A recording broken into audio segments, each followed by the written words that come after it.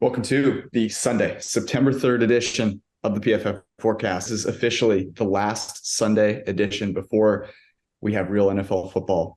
There's something similar to that is on TV right now with LSU and FSU. It's gotten me pretty excited because you've seen a little bit of talent out there. We obviously got some college football this weekend. And we also have a valiant return. The prodigal son is back. It's going to be a great episode. We're going to talk week one. We're going to talk setting the lines contest, a little super contest, or I should say Circa Millions. It's going to be a great show. Let's rock.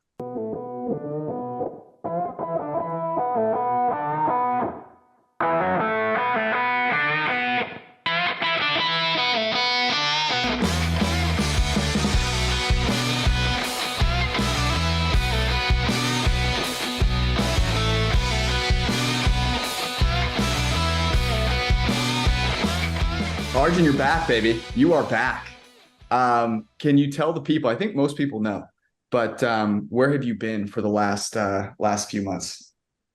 Yeah, so I was studying abroad with the New York Jets over in New Jersey, but like with all students who complete a study abroad for a semester, they have to come back home and had to make their turn back to the place where it all started here at PFF. So really enjoyed my time with New York. Had nothing but great things to say about them and had a great experience there. But yeah, we're back to talking football every single week. Did you do any ayahuasca with Rogers? Can you talk about that experience? Yeah, I wish, but I'm not I didn't get too much into that. And you didn't make it to Burning Man, which is good. Avoided the slop over there. Okay, so we've got a few days until kickoff. Here's what we're going to do. Normally, we guess the lines every Sunday night. The lines for week one have been up for quite some time. We actually did an episode way back when they actually got released and talked about them. The lines have since obviously moved quite a bit. But we want to talk about the week one games and kind of focus in on the ones where there's the biggest discrepancy in terms of what we're thinking, what we would make the line and what it is.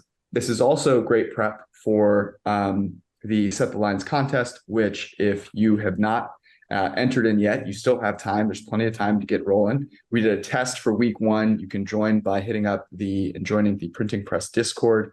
The link is in our Twitter bios, our Twitter posts, as well as in the description in this YouTube link here. So that's how you can enter. We'll talk about that. We'll show some data from it. Actually, we've already gotten a bunch of initial entries for week one, and we'll see where there's some discrepancies amongst not just us, but also the broader group. So it'll be a good opportunity to kind of refresh our minds and talk about how we're setting some of these lines, and then of course what the market is at. So let's get into it. And let's start with a game that is one of the three most kind of disagreed upon games between us and the printing press community and the market, and that is Tennessee and New Orleans. So this is Titans in New Orleans facing the new look New Orleans Saints with Derek Carr. The actual line is 3. We've seen some all the way out to make this 7.5. I know, Brad, you have, I think, did you make this 5.5? I had 6 kind of, what do you think? 6. You had 6. Why don't you kick us off? Yeah, so look, I think we've all discussed New Orleans and the NFC South at large. Not a great conference or division, not a very good team, but I think Tennessee has like number 1 overall pick potential. I think it's a very poor roster, maybe some of the worst trenches in the entire NFL. And I think the Saints have shown over the last couple of years on offense, the offensive line is a top 10 fringe unit. Didn't even have their top 15 pick from last year in the fold much at all last year in Trevor Penning. And then on defense, the defensive line could be better. They lost some talent. Bring in a Jets legend just like Arjun and Nathan Shepard, a couple other guys into the fold, but you still have Cam Jordan. You have their first and second round pick and Brian Bresee, who looked good in the preseason, Isaiah Foskey from Notre Dame, et cetera, et cetera. I just think they're going to, as they've done a lot the last couple of years, win up front. They have a ton of weapons. You have a healthy Michael Thomas, who was pretty talented, pretty good last year, productive. I think Chris Olave is going to explode. And then you do have Jamal Williams and Kendre Miller before Alvin Kamara comes back. if we're calling home field advantage 1.5 points, which we probably should, I think the Saints are better than a 1.5 point favorite over the Tennessee Titans on a neutral field with Treylon Burks maybe healthy, maybe not. We don't really know about DeAndre Hopkins' fit so far in the offense, et cetera, et cetera. I just think this spread is too short. Yeah, no, I'm with you, Brad. I also like the Saints in this spot. And I was thinking about the trenches a lot here just because, even though Tim Kelly is the new offensive coordinator for the Titans, and he's, last time he was coaching, or he had a, good offensive coordinator role, he was with Houston and Deshaun. So I don't really know how much he's going to be running it with Derrick Henry, like someone like Todd Downing or Arthur Smith did. And that did, put a little bit of a pause in how much I like the Saints, just because, last year, statistically, like the Saints weren't great at stopping the run. On defense, they ranked 18th in EPA per rush allowed and 19th in rushing success rate allowed. And like you said, they lost some talent up front. You lose Onyemata, Shai Tuttle, to other NFC South teams. You lose Caden Ellis to free agency, and they, obviously downgraded there. And I love Demario Davis and Pete Werner. Like that's one of my favorite linebacking duos in the league. But at the end of the day, I'm not sure how well their D-line is positioned to stop the run. But on the flip side, I think the Saints defense is perfectly built to stop the pass. The Saints have one of the most man-heavy aggressive schemes with Dennis Allen. And as well as DeAndre Hopkins is, or as good as DeAndre Hopkins is against zone coverage, he was really, really bad against man coverage. I think he had below a 1 yards per out run against man coverage last year. Like, I think, Judah, you can back me up on that. So I think their pass defense is going to shut down the Titans, but I do worry a little bit about that interior of that Saints defense and how much of a push they're really going to get in the run game. I think Hopkins had 1 catch against man coverage, like after week 10 or something like that.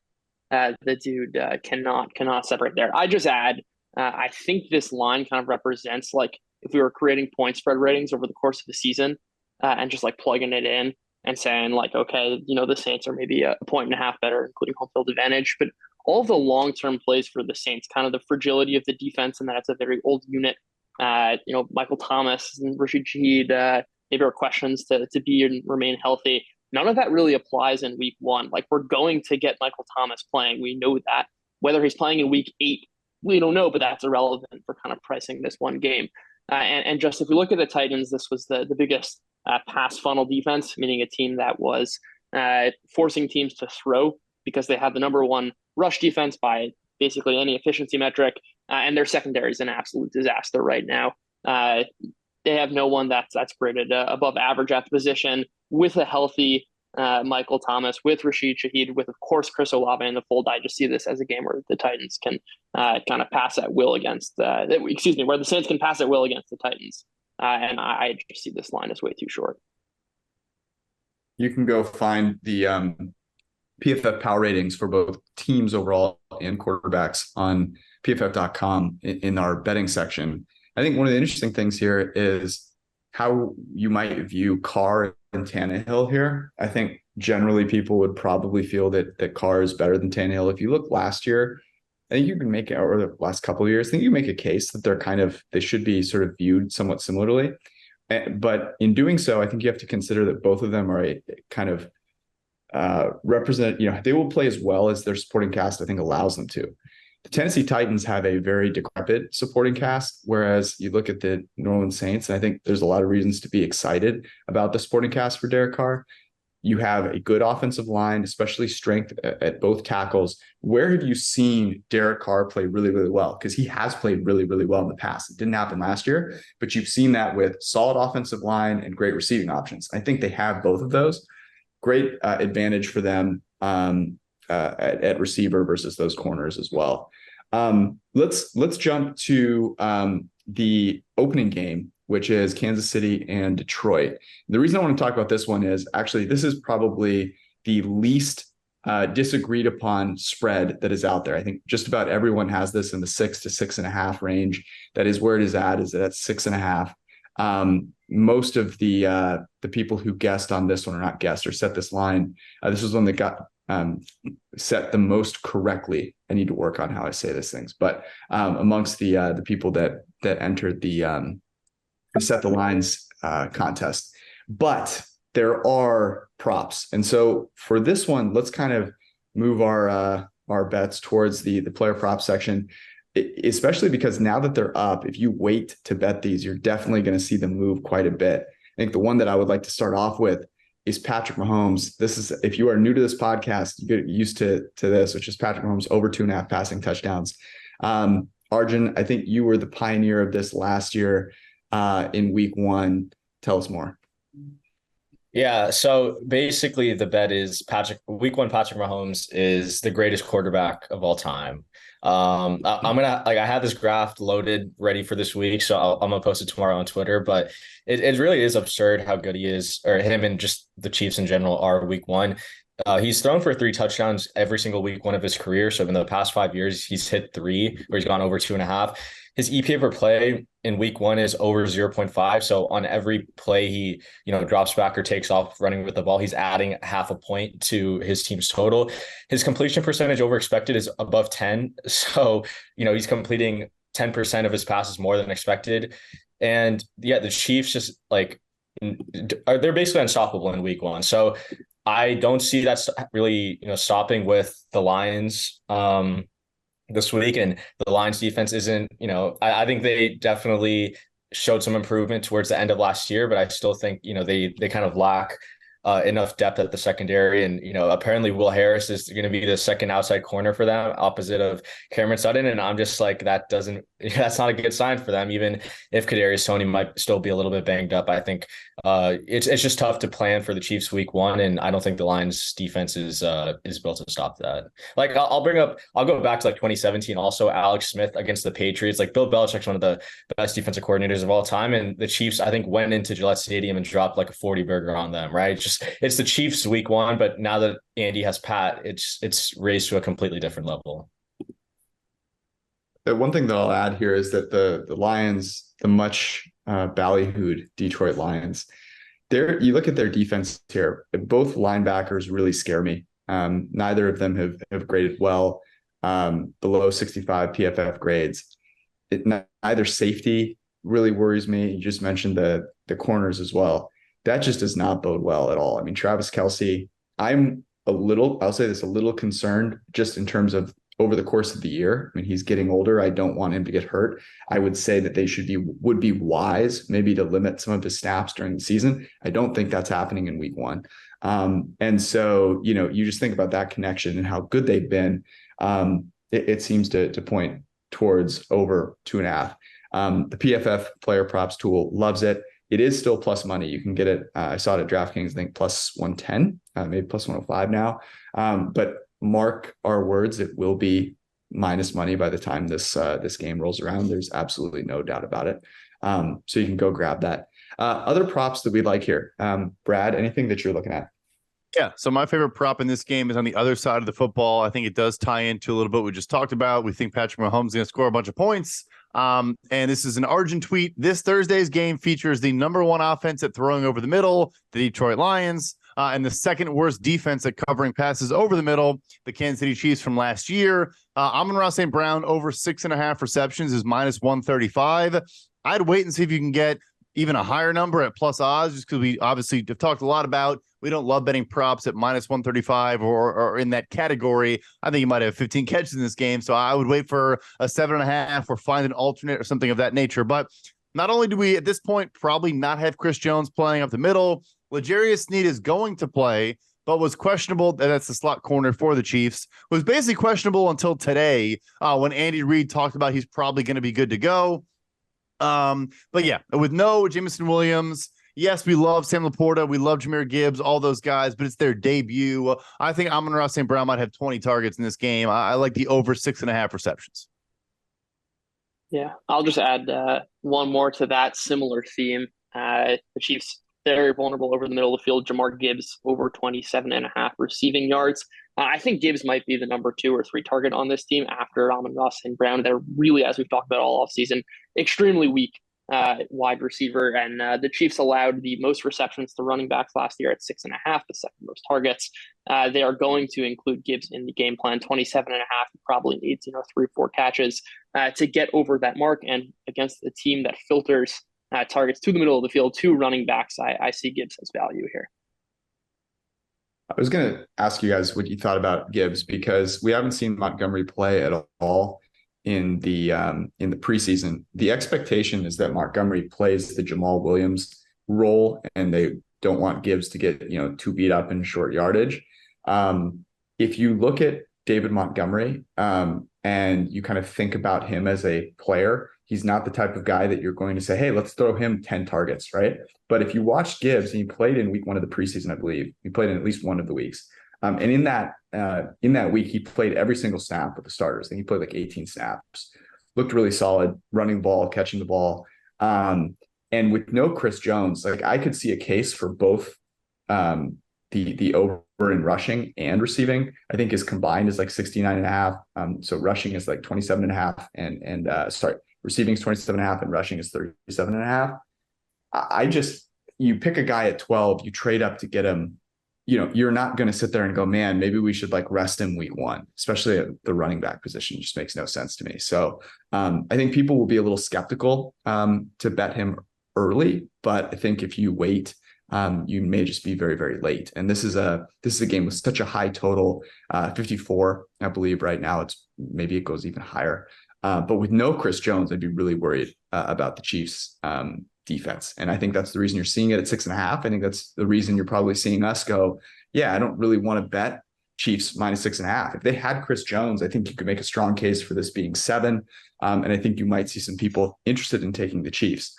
But without Chris Jones, you look at that defense, it's just not very good, which definitely worries me.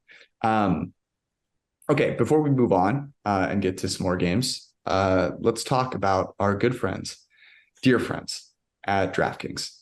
You'll notice us mentioning their lines pretty frequently, and college football now in full swing. So you can go to DraftKings, the DraftKings Sportsbook, use promo code PFF, and you can get $200 in bonus bets when you place just $5 on any team. College, I think, is the one that they're running this promo for, but I bet you they'll have one up by the time you get there for the NFL as well. Bet just $5 on any team to score and get $200 in bonus bets instantly. College football, obviously, I think you've seen this weekend, a lot of scoring is happening. So you should be pretty safe. Get those bonus bets and start rocking and rolling. Download the DraftKings Sportsbook app now. Use promo code PFF, and new customers get $200 in bonus bets when any team that you choose scores. It is that easy. Gambling problem? Here you go. Prepare yourself. Hit that skip button. Gambling problem? Call 1-800-GAMBLER or visit www.1800gambler.net. In New York, call 877-8-HOPE-NY or text HOPE-NY. That is 467-369. In Connecticut, help is available for problem gambling. Call 888-789-7777 or visit ccpg.org. There are more ways to get help for gambling in Connecticut than there are people there, which is amazing. Please play responsibly on behalf of Boot Hill Casino and Resort in Kansas. Thank God for that. 21 plus, age varies by jurisdiction, void in Ontario. See dkng.co/football for eligibility, terms, responsible gaming resources. Bonus bets expire 7 days after issuance. Eligibility and deposit restrictions apply. I can't believe there is that long of a disclaimer for a freaking read. It's insane. Okay, I need to catch my breath. Let's go to you, Judah. One of the games that you I think differed most strongly on was this Vegas and Denver game. This is being played in Denver. The great Jimmy G's going into Mile High, and I believe the actual line is at 4. You made this just -1. Do you feel strongly about it now? Kind of seeing where it's at. Talk to us about that game. Yeah, this is the line I think I differ most, obviously, in this contest, but I really am struggling to understand it. I think there's a ton of projection. I've talked all offseason about this in the Broncos. And kind of to your point about Derek Carr, which is that like he's a guy who is kind of a product of his circumstances, and the data certainly backs it up. And I've done a bunch of work this offseason kind of trying to get at exactly that point. And I think there's no better example of a quarterback who is a product of his environment than Jimmy Garoppolo. Right, that's been very clear to anyone who follows expected points added. He's a guy who's top 5 every single year, and no one's arguing that Jimmy Garoppolo is a top 5 quarterback, yet he produces as such because when he was with Kyle Shanahan and in the San Francisco environment, he was really good. I think Josh McDaniels is a terrific offensive coordinator. His game management has been bad, right? Probably lost them, 3-4 games last season. but he still can put together a good offense, and I think their weapons are better than they were in the past. Adding Jacoby Myers, having a healthy Hunter Renfrow, Devontae Adams should be back. By my numbers, this was the 8th best offense in the NFL last season. I don't see that necessarily holding up, but I do see them as being league average. Like, I don't think the difference between Jimmy Garoppolo and Derek Carr is really going to add much. If anything, I think having healthy wideouts matters more to that.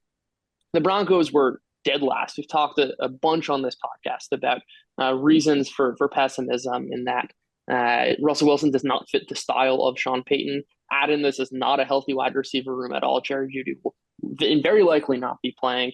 I just see these teams as kind of equal, if anything, right? Like, looking at the fundamentals of these teams, they're not too dissimilar. I really just don't see how this game is past the field goal. And we're looking at teams last year that were, one was top 10 in offensive efficiency and one was, bottom 2.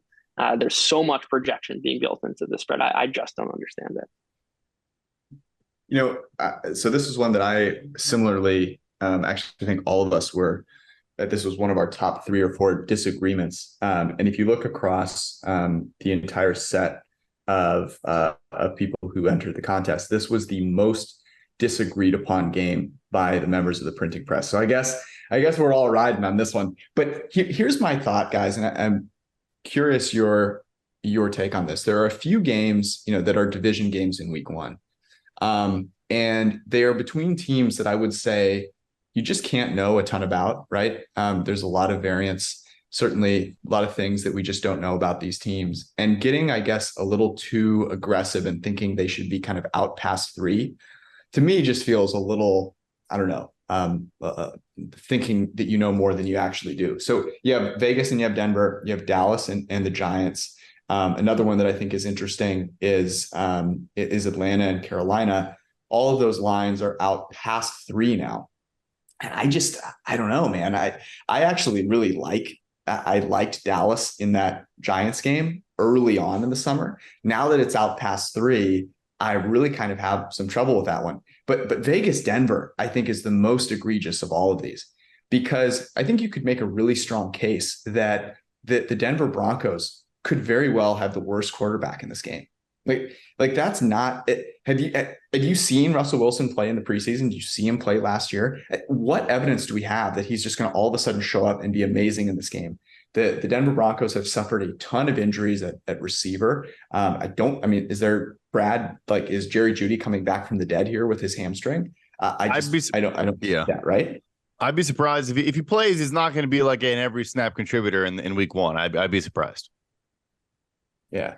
So I'm right there as well. I think this is kind of egregious here. The other thing that I want to bring up here, because Arjun, you tweeted this out, and I gave you some shit, by the way, for your data viz on Twitter. Yeah. I wanted to apologize to you in person on the podcast, because everything on Twitter comes off as being way too harsh. And I was like, hey, buddy, my eyes kind of hurt. It, to me, looked like you were tweeting out a Steelers graph. It's actually about Max Crosby and how dominant Crosby has been. I mean, he has been absolutely unstoppable as a pass rusher and as a run defender. But I think he's very much undervalued by just, I think, the broader population, right? Everyone talks about Garrett. They talk about Micah Parsons, talk about Nick Bosa. There's not a lot of people out there talking about Max Crosby.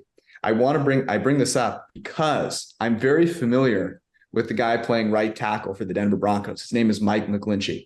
Mike McGlinchey had a 65.4 pass block grade last year, ranked 53rd. I don't think this is going to be a great game for him. I think Max Crosby is going to do just fine in this situation. And I think that's going to be a problem for Russell Wilson because he's not super comfortable with the offense yet.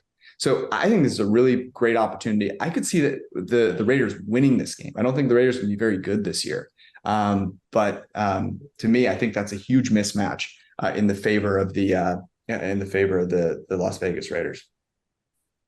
I would completely agree. I also think Chandler Jones has to have some positive regression, and then Tyree Wilson, finally healthy now, looked pretty good in the preseason. Like, they're going to generate pressure, and without Jeudy, probably without Tim Patrick, You're looking at Cortland Sutton. Marvin Mims probably make some plays, but it's just like, I think, like you said, the uncertainty in the first week of new head coach, a lot of guys missing Broncos. Like, should they be laying over a field goal to a division opponent? Probably not. Arjun, are you going to accept my apology for calling out your favorites? Yeah, no, I do. And again, the only reason I used that specific theme was because it was like a Star Wars theme that like I added to the graph, and because Max Crosby plays in a Legion, which is, people call it like the Death Star Stadium, then I thought it was a good application of the theme, but maybe it wasn't. Star Wars Shouldn't Star Wars shouldn't Star Wars though? Like, it's funny that you bring up Star Wars, and this will be a tangent. This is why everyone tunes into this podcast, is my tangents. But I actually saw Empire Strikes Back was on, I forget what channel it was. I turned it on, and like, it's amazing how old that movie looks, by the way. Like, you've got Yoda lifting the whatever fighter, Skywalker's fighter, out of the lagoon. It's the most ridiculous looking thing you've ever seen. And but I would have thought that theme should be like black and silver. It looked like it was yellow. So maybe we got to take it up with the people that are creating the themes in R. Yeah. Yeah. My humble take.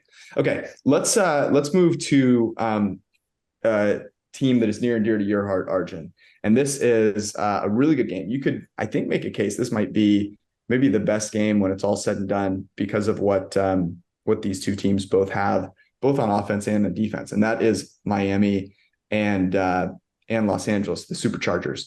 This game is at 3, and this was an interesting one because not everyone kind of had disagreements on this. This game is actually at 3. You made this 2, and that tells me that maybe you're not as much of a kind of buyer of the San Diego Chargers as some others are out there. Yeah, well, I'm definitely a buyer of their offense. Like, I think their offense is going to be very good this year, and I think they will put up a lot of points on the Dolphins, especially without Jalen Ramsey. But I just can't do it with this defense. And I think, this defense is, they didn't really make any improvements to the defense this year. Luckily, Khalil Mack and Joey Bosa for them will be healthy, but they really have no edge depth. They went from Kyle Van Noy to Tuli Pelotu, who's 20 years old. And I was operating under the assumption that Teron Armstead is going to play this game, which is, I would say Armstead is worth at least, half a spread point. So I would have made it 2.5, maybe even 3 if I knew he wasn't playing. But I don't know. I think the Dolphins towards the end of last year figured out that they needed to run the ball a little bit more. And I think the Chargers run defense is going to be pretty bad this year. Their two of their defensive tackles, Austin Johnson and their 5th round pick last year, Otito Ogbonnia, are both still in the, still not projected to play week 1. And so I think the Dolphins, if they wanted to, and I feel like I'm coaching my bet here, but I think the Dolphins can and will run the ball on the Chargers to try and get them out of those light boxes, because last year the Chargers defense against the Dolphins was dropping their linebackers super far in hook zones, which took away the pass, but also made it easy to run on the Chargers if they wanted to. So I don't know. I think just because of the kind of explosiveness of the Dolphins offense that I wouldn't put this game at 3, just because I think it could go both ways. And honestly, I feel like this game could be ripe for live betting as well. You can get both teams at plus money just because, both offenses I think are going to be pretty explosive, but I just couldn't put it at 3 given the Chargers' nature to play super close games. And also I just don't really believe in their defense that much this year. You and Brad, you both made this 3 on the number. I was on Arjun's side in terms of putting this one below 3. Go to you first, Judah, because I feel like, having consumed your content last year, that you would be someone that would look at the Dolphins, their receivers, and their ability to potentially beat the crap out of the Chargers defensive backs, and that might kind of skew you in one direction. So maybe talk a little bit about, is it the Dolphins injuries? Like, kind of where's your head at in terms of making this one a full 3? Yeah, I think there's too many unknowns and uncertainty here. I still think the base of the Chargers should be higher just because of how much better Herbert is than Tua, which is why, adding home field, I'd give it a slight edge to the Chargers. Yes, I do think that's true that the Dolphins can every bit pass their way against the Chargers. But I also think that, Herbert in very much the same way can strike back. To Arjun's point, this is a game that I'll be betting live, trying to kind of catch that volatility. I don't think either defense will be able to stop the opposing offense. I feel like this game is going to come down to whoever has the ball last in the fourth quarter. I just see it as two teams that I don't feel like I have a particularly great read on. And I want to get some kind of early season data to the questions we've been talking about all offseason. Is Kellen Moore really going to unlock Justin Herbert? Is Justin Herbert's checkdowns a Justin Herbert thing? Is it a scheme thing? All of these sort of questions, I want more data to sort out. And I would give the slight lean just because I do have more faith in Herbert than I do Tua, but it's not enough to kind of trigger a bet. And it will definitely be a spot I'm attacking live, just trying to capture that volatility that Arjun was talking about. Yeah, total is 51. So I think, that kind of those half points matter a little bit less when such a high scoring game. So I'm kind of with you. And I think playing this game and some of those different mismatches that you've talked about, Arjun, in different ways than just betting the spread pre-flop makes a ton of sense. Okay, we're going to get to some more here in just a second. But first, I promise there's not as long of a disclaimer on this one. I don't know about you all, but sometimes you're sitting there, maybe you're traveling a lot, maybe you don't travel a lot, but you just struggle to get the right amount of nutrients into your body every single day. And you've got bigger stuff to worry about than like counting out how many, pieces of lettuce that you're eating on a daily basis. So don't do that.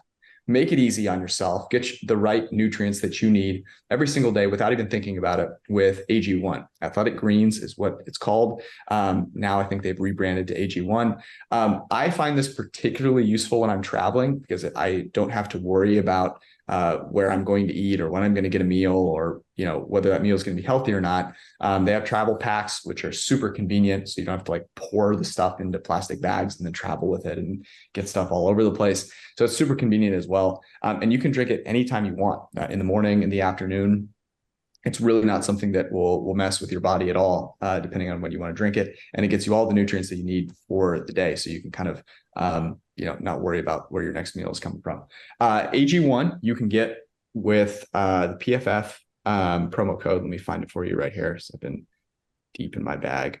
And get yourself a really great deal. It costs less than $3 a day, which is pretty darn good when you consider what inflation has done to buying a salad at Sweet Green nowadays. So go to drinkag1.com/PFF. That's drinkag1.com/PFF.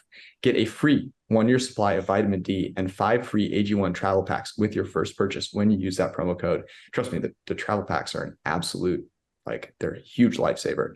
And this will get your supplement routine all set up, ready to go. You don't have to worry about it. Get yourself rocking and rolling for the NFL season. Be in the best shape of your life with AG1. drinkag1.com/PFF. All right, let's move on.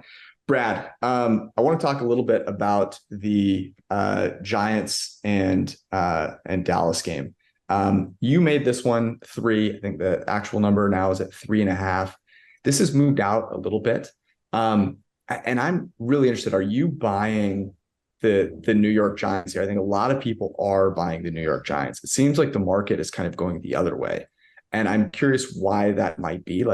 Is there something that we are not kind of attuned to that the market does see as to why this number has now gotten out past 3 in a division game where the favorite is on the road?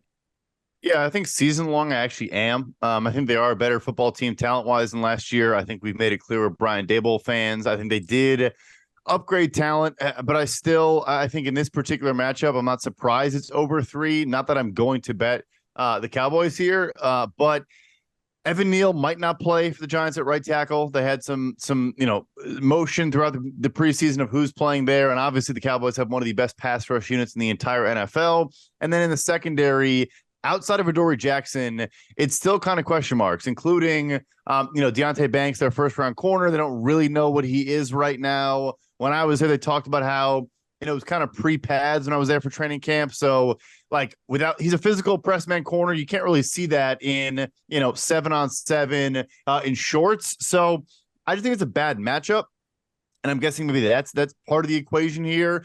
Dallas defense, I think, is going to put the clamps on them. They also have, if there were any safety trios to match up against Darren Waller, who is going to be the Giants by far their number one passing option, I think Dallas, maybe among any team in the NFL, has the guys to match up with him at safety. So that's probably why it is where it is. But I don't like laying over a field goal with Dallas, much at all here. Yeah, I can't. I don't know. It's tough because I agree with you on that kind of season long take. I definitely worry about it in week one though. So I don't know. I'm kind of on the fence. We'll see here. I think when we get to and we'll talk about this a little bit, the Circa Millions and where that line actually ends up. I think it will end up at 3. Like I think that's the line that we'll end up getting for the contest when it shows up. As opposed to 3.5.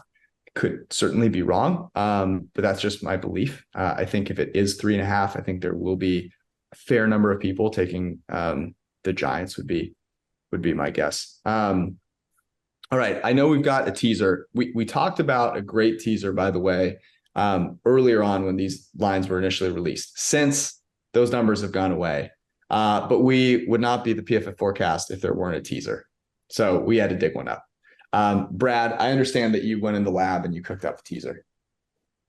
Yeah, I mean, I've been pounding the Browns drum pretty much the entire offseason, so this probably should come as no surprise. They're at 2.5 now. It's been 2. It's been 3, I think, at certain points. I think it's gone down to 1.5 when Joe Burrow got hurt. So, look, Joe Burrow's probably playing, but I still do like teasing the Browns with Arjun Menon's fighting Jets. They're both plus 2.5 right now. So, of course, this is a Wong teaser. You tease through 3, through 7. You get both teams at plus 8.5. So, for the Jets component, I get that it's a new team. It's figuring a lot of things out, but I still think early on betting against the Von Miller-less Buffalo Bills against a good team is a good bet. And the Jets defense is gnarly. I don't trust the Bills offensive line. I've made that pretty clear. I don't really love their pass catching options outside of Stephon Diggs. But the bet here for me is more so the Cleveland Browns. You look at last year, early down coverage stats. So you look at early down passing last year, they were 4th in success rate allowed and 6th in EPA per dropback allowed against the pass on early downs. You drop in Zadarius Smith, you drop in Ogbo Okoronkwo, you drop in Dalvin Tomlinson against a Bengals offensive line that will not have Lyle Collins. You'll have Jonah Williams making his first start at right tackle since 2019 at Alabama, or 2018 at Alabama, I think it is. I just think, again, we're talking about variance a lot during the course of this show. The Bengals might win this game, but I think getting over up to 8.5 for both of these spreads, early week 1 divisional games, I just don't see how either team here, the Bills or the Bengals on the road, wins by more than 8 points. I guess we can't ask Arjun what he thinks about at least one side of this teaser. But I'm curious. I don't know if we've talked to you, Arjun, about the Browns, because when we did our divisional previews, you were still studying abroad. But one of the things that we talked about was, I think, kind of with all of us, we're like, man, the Browns are probably the best bet in this division. Where do you stand on them? And what do you think about this matchup with the Bengals? Yeah, no, I like the Browns this year. I obviously a lot of it hinges on Deshaun, but they're just such a deep team on defense, and they have the pieces there on the defensive line. And Joe Burrow historically has struggled versus Cleveland. He struggled in Cleveland. I think there are a lot of factors that could play into that. It's tricky for me because I also love the Bengals. Like, I think Burrow, again, he's missed time in the offseason, but I think at this point in his career, I don't know how much practice he really needs. And as long as he's mobile and able to kind of avoid the sacks that he was doing later in the season, I think the Bengals should win this game. But I do think it's a great teaser leg, and I think the Browns offense will be competent enough to at least respectively lose by 8 or less. Is that what we need? Yep. Nick Chubb is still, in my opinion, the best running back in the game, and the Bengals did lock up a lot of their both their linebackers, Pratt and Wilson, this offseason, but the rest of their defensive line it's still pretty much the same from last year. And Like if you look at the Bengals rush defense, it was about league average. If you look at EPA or success rate, and I think if you compare league average run defense versus best, top three run offense in the league, I think the Browns have the advantage there. And I don't even know if we've seen the type of impact Deshaun can make with his legs in the preseason, because they're not going to run any read options or things like that and put him in harm's way. So I think we could see a little bit of a surprise on offense from the Browns, given that we haven't seen Deshaun's legs. But overall, I think it's a good matchup for the Browns to lose by less than 8. I was looking at the Bills Jets game, and Judah, I gotta say, I feel as though there's a same game parlay coming around this game, especially looking at the Jets side, the offensive side of the ball, and what Arjun just mentioned with no Von Miller. But you also look at the corners; they have not been great from a cornerback perspective, and the worry is, of course, that the offensive line for the Jets is going to be terrible. But no Von Miller, that pass rush basically went away. So, curious your thoughts here. Is there something that you're brewing, cooking up for us from a same game parlay perspective? Yeah, I mean, we'll see what the Garrett Wilson pricing is. I'm a little less bullish. I do think the Bills' defense is vulnerable. They're not a team that plays a ton of man coverage, and I definitely like to attack those defenses more so in man than zone. They were about league average last year, 15th most man.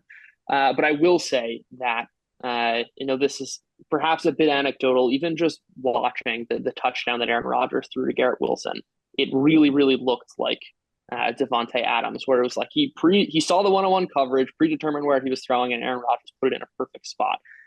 That to me, and like the reason I'm fine making this anecdotal argument is we have every reason to think that Garrett Wilson's going to have a massive, massive target share. Right, the Jets' receiving options are pretty weak. They're kind of Aaron Rodgers' best friends with Randall Cobb and Alan Lazard. These are not exactly guys that are earning targets at an extremely high clip. There's no reason why Rodgers won't just pepper Wilson with targets. And I don't think the market's going to fully be able to price that in. I think they're look, there's obviously we don't have the prices yet. I imagine they're going to kind of price in maybe a little bit of an adjustment for basically just taking his median line from last year. And I think we see a totally different offense, not even just in terms of the efficiency from Rodgers, but just this is a guy who could push for a Devontae Adams-esque, 30 to 35% target share by year's end. Garrett Wilson was the 12th highest graded receiver in the NFL last year, with absolute garbage throwing him the football. Like total trash, right? You have a motivated, and I continue to say this, and it sounds like a broken record.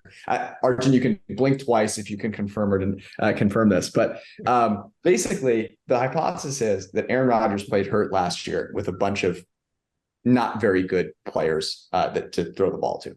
And this year, he is healthy, he is motivated, and he's got a much, much better set of weapons, especially with Garrett Wilson there to throw the ball to. So I am expecting, I don't think there's going to be some between where he was last year and where he's been in the past. Like, I really do believe that he could come back and just be, a top 3, top 5. I think top 3 is tough because of those top 3 guys that are up there, or 4 guys, but a top 5 quarterback once again. And if he is, then, he's going to dice up this defense. There's just absolutely no doubt about it.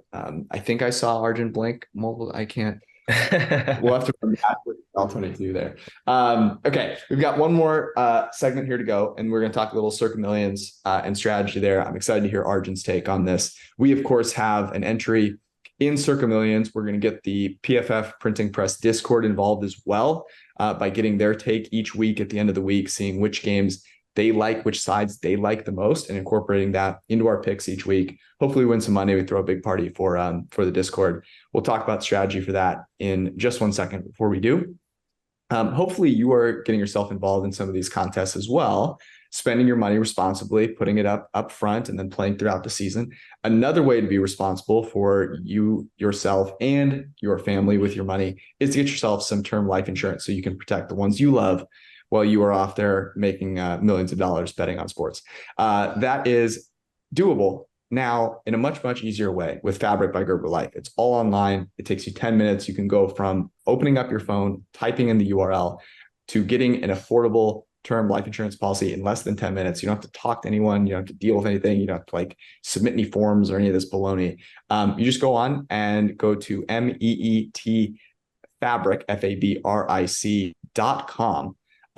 And you are on your way to getting yourself a fantastic, affordable life insurance policy. Again, that is MEET Fabric, FABRIC.com/forecast. That's FRECAST. The policies are issued by Western Southern Life Insurance Company, not available in certain states. Price is subject to underwriting and health questions. All right. Arjun, I don't think, have you done one of these like super contests or Circa Millions in the past? Have not. I only turned 21 like 9 months ago, George. That's true. I forget about that. Same actually.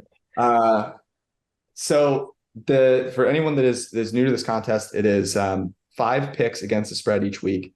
The nuance to this is that the lines get released. I think it's like Wednesday. And so those lines obviously have to stay the same until through the week. So you do get some stale lines, and occasionally that changes the way that you do things. But by and large, it's really fun. A lot of very, very sharp people enter it. And so it's very, very tough to win, obviously. And also, just tough to place. I think the winner gets it's over $1 million, something like that. Top 50 overall get paid. And then there's also mini contests every 4 weeks. So we talked a little bit about strategy for this, and want to bring you into the conversation now that you're back with us, Arjun, and start thinking about this, because on Friday we'll be making our first set of picks. So as you've been preparing for this, what are some of the ways that you kind of think strategically we could put ourselves in a position to win? Just pick winners. Thanks. You got to pick. Okay, yeah. Like honestly, like I'll be honest, like I haven't had a lot of experience with these kind of like pool type tournaments. I know there is some value in not always picking what we think the is going to be the most popular pick. But I think at the end of the day, like from what I've heard, like I listened to you guys talk about it. I do agree with the premise that if you have an edge on a certain game, then you should be betting that. And it shouldn't really matter, I think, a ton if the rest of the market is in line with that. But yeah, like honestly, like I just haven't had too much experience with that, and I'm probably going to lean on you guys more for that and try to, provide more of the analysis and the strategy. So I can't honestly speak too much about, the strategy part of things. That's actually great, because that's what we need you here for. And so my question to you then is, what are your kind of most confident theses heading into the season, right? And we think about teams and kind of angles that you can take advantage of as you head into this year. Like, are there 2 or 3 either teams or sides of the ball that you feel are being mispriced by the market?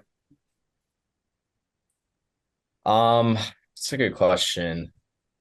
Okay, so I think I'm much lower on the Falcons and the Panthers, honestly, than the market. I think I'm kind of basing that on their win total, but I think I will be fading whoever wins / covers in that Falcons Panthers game after week 1. I'm not a big believer in Desmond Ridder, and it would take a lot in that game alone to kind of prove me otherwise, that either the Falcons run game is just going to be extremely elite, or, Bryce Young is the next coming of Mahomes.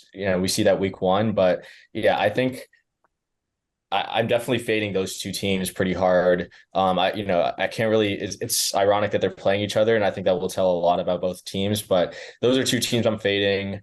I don't know. Like there hasn't been a lot of teams that I like more than the market, to be honest. I think just looking through like my power rankings that I put together, like I guess maybe the Browns. I think that's just the consensus of the pod, but yeah, I have the Browns as like the 10th best team in the NFL. So that would be a team I think I'd look to get ahead on, but the Bengals are a tough one also because I love how their roster is constructed as well. So at least in week 1, I probably can't really put that edge to use, but yeah, so Browns would be a team I'd be backing. Yeah, that makes sense. Judah, Brad, anything that you guys have thought about as we're closing in on week 1 of the season here and had some time to think about this? Any last kind of parting thoughts for the group before we head into the first week of the season? I'll say that I was doing a little research into like what predicts, trying to like predict Circa picks. And like by far, right, when you build a model, one of the first things you'll check out is the variable importance, which is like essentially the features of the model that are most important in determining the model's result.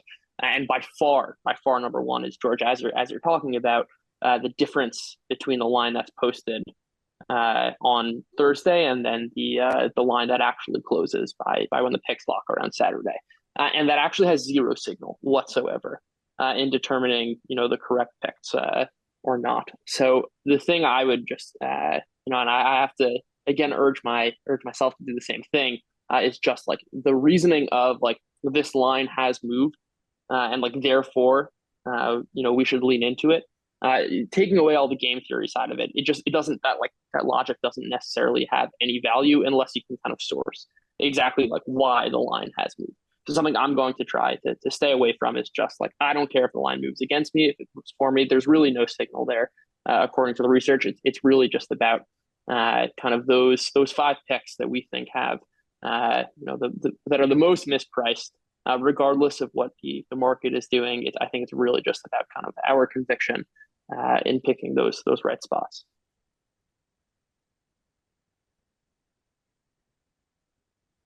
Yeah, it's interesting because I would say a lot of the times those lines move. If they move by a lot, there's some kind of injury involved, right? So they have to put a line out there. And, if there's a question mark at quarterback, that could swing, 4, 5, 6 points, right? And usually they'll try and split the difference, like between the starter and placement. And I think that's the only time where, there is actually value one side or the other. And you almost lose, if the line moves 5 or 6 points and crosses 2 key numbers, like you could be, you're losing to the field if you don't take that opportunity. Or, you could make a huge swing, bet against it. But to your point, a lot of these like 1 to 2 line moves probably play on people's psyche a lot more, right? Because they go, oh, well, the market knows something that I don't. Like, they're almost punting on actually doing analysis and just saying, yeah, well, the market kind of knows something that I don't. I would say in general, I think you're right, especially because that predicts who people are going to take. It's a real advantage to kind of know that that's not something that is in your favor. So I actually think that's a great nugget. Brad, anything that you're thinking about? Not really. I think that was covered for the most part. I did read. I was doing some research after last week. We were talking about it. I think they mentioned an outsized number of bets on key number spreads or the hook beyond a key number spread. And I think people are seeing value in 2.5s or 3.5s, on favorites and dogs and whatnot. And I think it just comes back to ultimately just, again, picking the 5 teams that you just like the most to win the game, obviously to cover as well, but not necessarily always chasing value or chasing, hooks and things of that nature. Just picking based on confidence. Yeah, chasing the hook. That is is a good thing. I think those are all great notes. We will rock and roll on Friday. And if you want to get involved in our entry as well, go join the Discord. The link in there is also live for you to join the Set the Lines contest. This will be a lot of fun. We've gotten close to 50 already. We just opened up today to the printing press, and some really cool data that's come through. If you join, you will get a personalized scorecard for your week, working on a way to automate that and send it out to you. You'll also get data back for the entire group and how everyone kind of views the different lines, which I think will be really interesting. And we'll see kind of how the broader community views each game. So those are things that you'll get in addition to being a part of a great group and having a chance to be crowned the best line setter that is out there. So go jump into the Discord, get yourself involved, and we'll get rocking and rolling. All right. That was our first Sunday night podcast, I guess, technically of the year. We'll be back next Sunday night. We will be guessing, we'll be setting some real lines for the actual season. It's going to be a lot of fun. I can't wait to do it. Fellas, it is great to have you guys all back. Arjun, I'm looking forward to the anonymous sourcing of Jets information. We promise we won't give up your name to anybody. Have a great week, fellas, and we will see you all on Wednesday. Peace.